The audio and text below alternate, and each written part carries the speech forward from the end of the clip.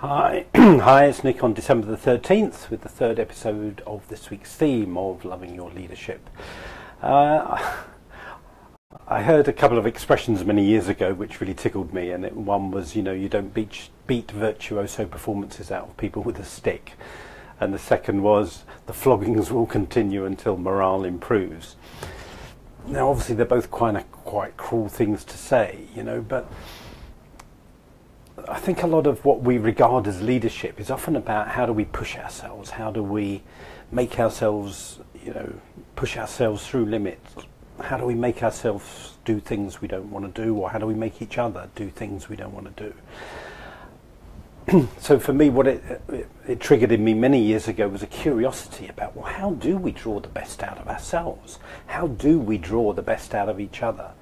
And I certainly grew up with that idea that I needed to push myself hard, I needed to be tough on myself, no self-compassion, just keep, being tough on myself. And, it got me a fair way, but it wasn't sustainable. There came times when I just burnt out because I was so tough on myself. So I'm curious about how we do learn to draw the best out of ourselves.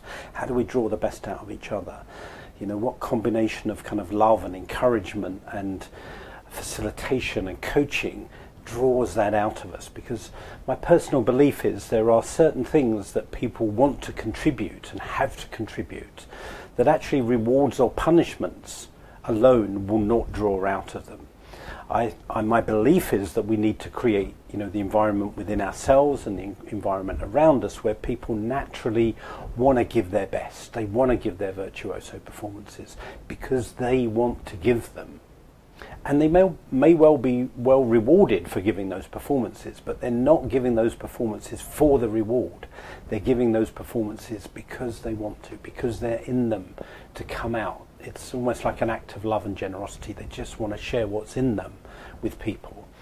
And to me, I find that fascinating. It's a question that I keep returning to, and in conversations I have with clients and colleagues, it's like, how do we do this? What combination, I suppose the word I also like is, what nutrients do we need? What ingredients do we need to draw the best out of ourselves and each other?